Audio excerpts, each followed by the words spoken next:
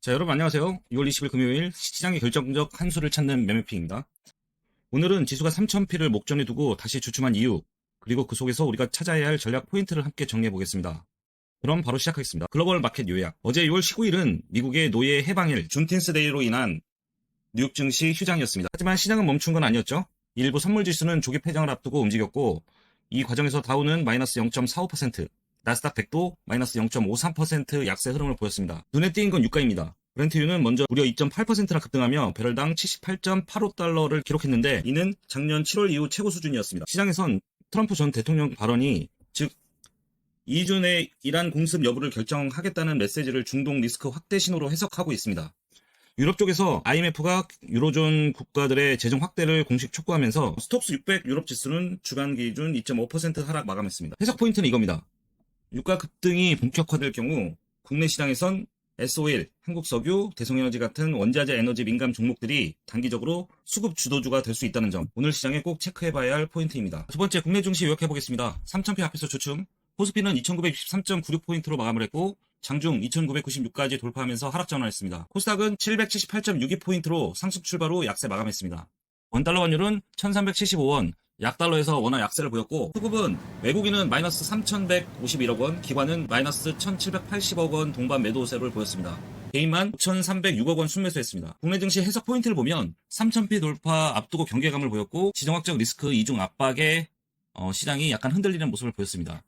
실적 발표 전 숨고르기 구간으로 볼 수 있고요. 섹터별 종목 차별화가 나타났다고 볼 수 있습니다. 특징 종목을 살펴보면 네이버가 플러스 4.3%, 디지털 광고 기대감과 AI 뉴스 흐름으로 상승세를 보였고요.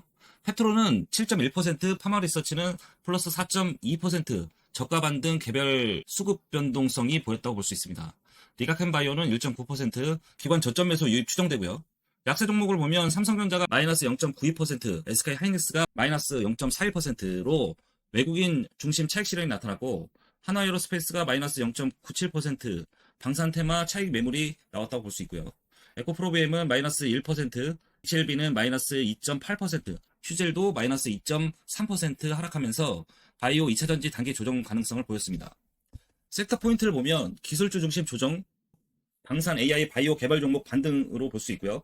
변동성 장세 속 단기 모멘텀 기반의 선별적 접근이 필요합니다. 세 번째, 오늘장 핵심 포인트를 말씀드리겠습니다. 자, 그렇다면 오늘 시장에서 우리가 주목해야 할 전략 포인트는 세 가지입니다. 첫 번째, 3000P 돌파 가능성과 단기 피로감.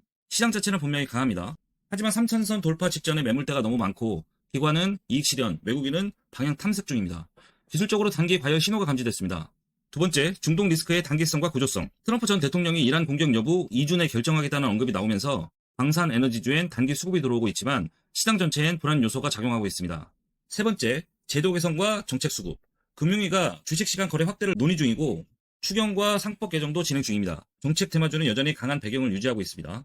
네 번째로 오늘 대응 전략을 말씀드릴 텐데요. 시나리오별로 정리해드리겠습니다. 오늘은 세 가지 시나리오로 나눠보겠습니다. 시나리오 첫 번째, 코스피는 2970선에서 3000선 박스권 흐름이 이어질 것으로 보이고 과열 조정 구간에 진입할 가능성이 있습니다. 이 경우 개인 중심의 기술주, 자동차주 중심으로 단기 저가 매수 반등이 유효합니다. 시나리오 두 번째, 중동 리스크가 확대될 경우 방산, 에너지, 금 관련주들 수급이 집중될 가능성이 있습니다. 하지만 이 경우 단기 급등주는 수익 실현 전략이 우선입니다. 시나리오 세 번째, 정책 뉴스 중심의 테마 확산, 공매도 제도 개선, 거래시간 확대, 추경 집행 등 정책 수급이 중소형주로 몰릴 수 있기 때문에 단기 쏠림과 흐름 전환 여부 주의 깊게 봐야 합니다.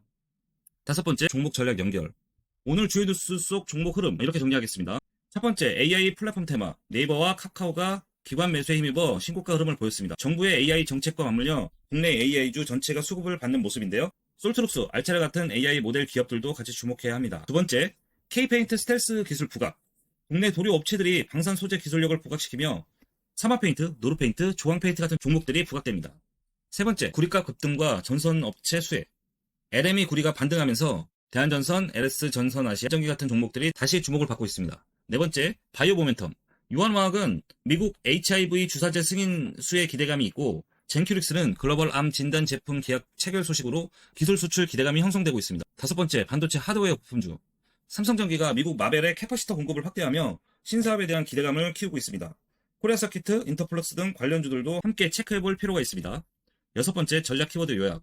오늘장 전략 키워드는 이슈별 전략 분리, 수급 변화 감지, 그리고 종목별 압축입니다. 첫 번째, 중동 리스크가 단기 재료로 끝날지 구조적 리스크로 확장될지 주목해야 하고요. 둘째, 외국인 수급 변화가 낙폭 과대 중심의 반등을 만들 수 있습니다. 셋째, 정책 테마와 실적 기반 종목 사이의 명확한 선택과 집중이 필요합니다. 넷째, 단기 테마는 방산, 원자재, AI 중심입니다. 중기 주도주는 반도체, 자동차, 2차전지입니다. 지수는 3,000선을 향하지만 시장 체력은 아직 절반에 불과합니다. 중동 리스크, 수급 반전, 그리고 정책 속도, 이 세 가지 키워드를 꼭 기억하시기 바랍니다. 오늘도 감이 아닌 구조로 예측이 아닌 전략으로 시장과 함께 했습니다. 지금까지 매매핑이었습니다. 감사합니다.